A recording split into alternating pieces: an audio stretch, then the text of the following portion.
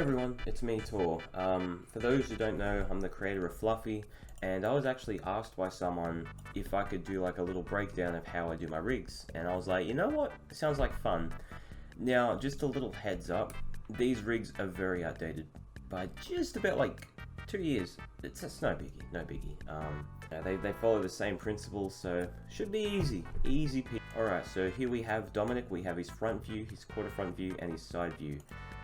I didn't bother getting his quarterback and his back because we're only going to be using these, or at least demonstrate with these. So we're going to move the front and the side out of here, and we got the quarter front. Right, so as you can see, this character model is a graphic symbol. What that basically means is you can have frames inside frames.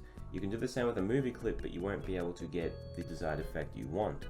Graphic symbols are best used for eyes, mouth, hands, legs. Pretty much every single body part on Dominic is a graphic symbol.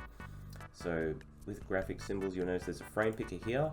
It only shows Dominic at the moment, but we're not going to get into it that much because of it. What we are going to do though is we're going to right click on him and go to break apart symbols to layers. What this will do is this will give a little folder with all of Dominic's parts. If I open that, ta-da! We have all these parts, as I've mentioned. So we've got his lower arm, his hands, we've got all these parts. He's made up entirely of graphic symbols, as I've mentioned for the third time. I'm an idiot, my bad. The one and only. You may notice when I move his upper arm, his wrist and hand also moves. Oh god, I'm sorry, I'm just noticing all the imperfections on it. Again, very outdated rig, but it follows very similar principles as to my newer rigs. As I was saying, move his upper arm, every bit below that moves as well. This is because I have his hand parented to his wrist parented to his upper arm.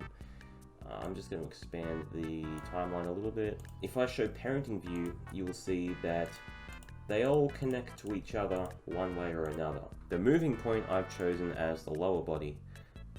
I called it the lower torso. I don't know why I did that. I think it was just easier because you got upper torso, lower torso. I just named it that because, yeah, same words. Lower body, everything else moves with it. This is because I have everything parented onto that.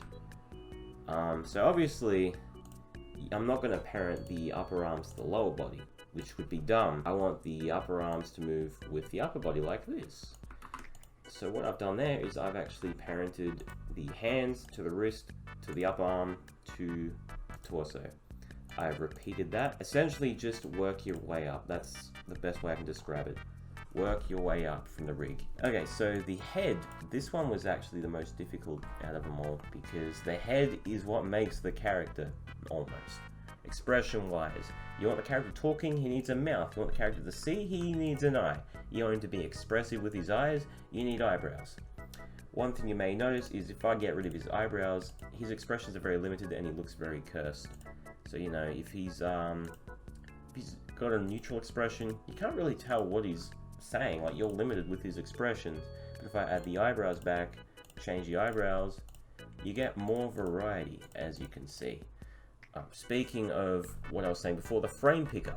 I use this to sync voices, pretty much change any symbol that requires it. Oh, my tablet pen. So if I was to change the hand, you know, I'd go in frame picker, change it.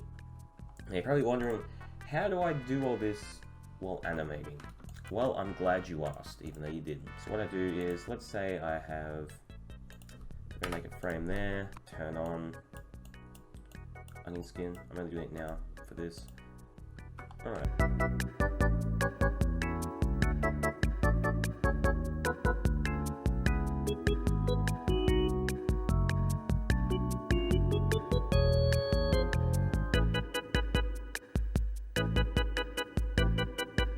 Okay, so we've done a little rough of Dominic. I don't know what he's doing.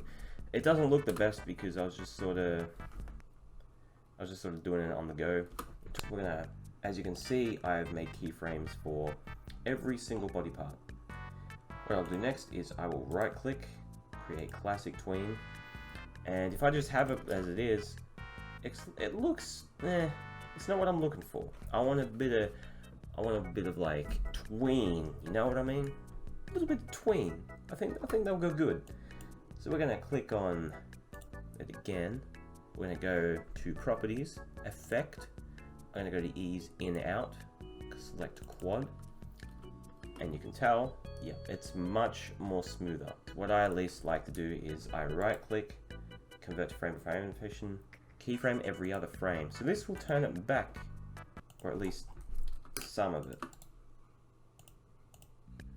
For some reason it's not changing. Oh, that's not good. What are you doing, Adobe? Okay, so you get a basic idea. Now, let's say I want him blinking while he's doing this. What I'll simply do is I will go to his eyes, which are right here. Go to frame picker, the blinking. Pupils. Simply go over to his pupils on the same frame he's blinking, and there we go, it's blank, but it's not actually gone. So, when I play it again, he blinks. Look at that! My boy be blinking. So if you guys enjoyed that, thank you for watching. I know it's probably a tedious video to get through. You're probably not interested in the animation aspect, but if you were, well then congrats. You got an animation insight into it.